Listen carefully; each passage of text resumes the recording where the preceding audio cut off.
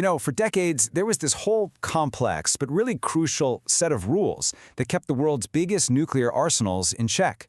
They gave us predictability in a world filled with, well, unimaginable danger. But that system, it's breaking down.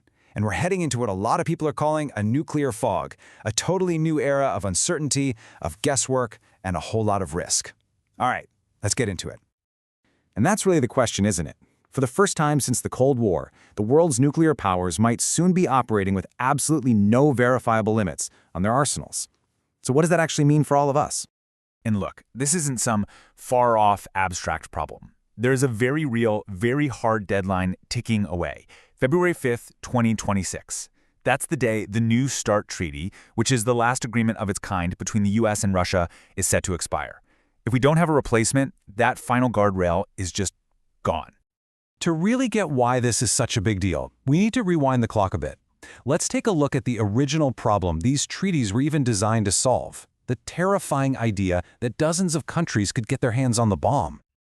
Man, the 1970s were a period of some serious anxiety. It kind of felt like everyone was trying to build a nuclear weapon.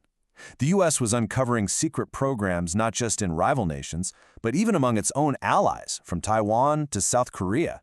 And then, bam, 1974. India's successful test proved that the nuclear club was definitely not exclusive anymore. Now this is fascinating. Check out the reaction from Canada. They had supplied India with a reactor for totally peaceful energy purposes.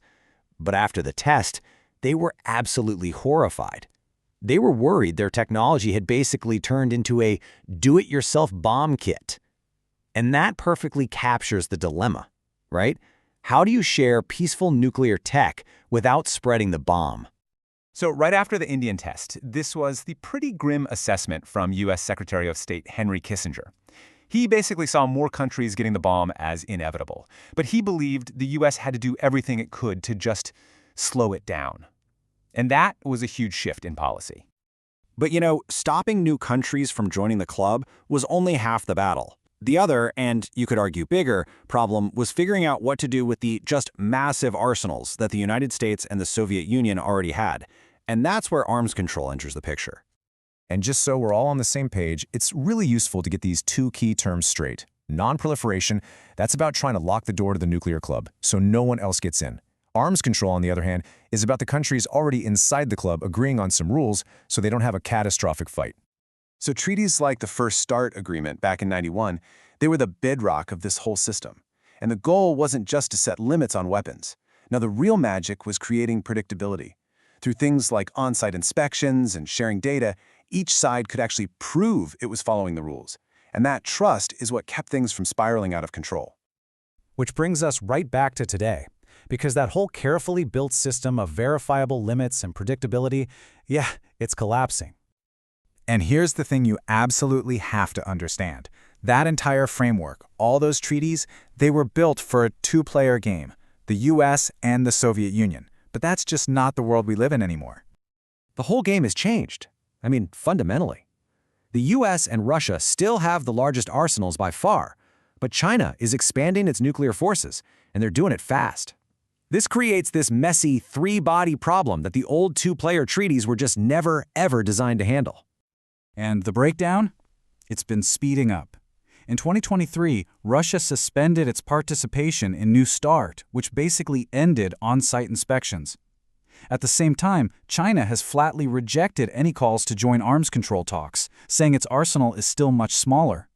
The result is this dangerous void, plunging us right back into that nuclear fog. And hey, this isn't just some abstract chess game between superpowers. The breakdown of these global rules is exporting risk directly to regions with very real flashpoints, especially in the Asia-Pacific. Wow, just take a look at this number from South Korea. With a nuclear-armed North Korea getting more and more aggressive, over 76% of the South Korean public now supports developing their own nuclear weapons. That is a massive, massive shift, and it's all driven by a loss of faith in that old security system. And it's not just South Korea feeling the heat. Japan is in a very similar spot, literally caught between direct missile threats from North Korea and growing pressure from China's military. For a country that has been officially non-nuclear for so long, the collapse of global arms control is forcing a really difficult and unwelcome rethink of its own security. And finally, think about Taiwan. It's living under a nuclear shadow that it has absolutely no control over. Its security depends on what they call a porcupine strategy, basically making itself too prickly, too difficult to attack through conventional means. But without global arms control, the risk of a miscalculation in the fog of a crisis, one where a conventional fight could go nuclear, just grows and grows. So let's just step back. We've gone from a world that, for all its problems, was at least governed by some rules and verification, to one that is becoming dangerously unclear. This slide really says it all, doesn't it? We're moving from binding limits to, well, no ceilings. From shared data and actual inspections to a nuclear fog of pure guesswork. And most important of all, we're going from a certain level of predictability to a much, much higher risk of a catastrophic miscalculation. So I guess that leaves us with one final, sobering question. In this new world without rules, stability is no longer a given. It's something that has to be actively rebuilt. The decisions that are made in the next few years will really determine whether the world's major powers find a new way to manage this risk or if they choose to just gamble it all away.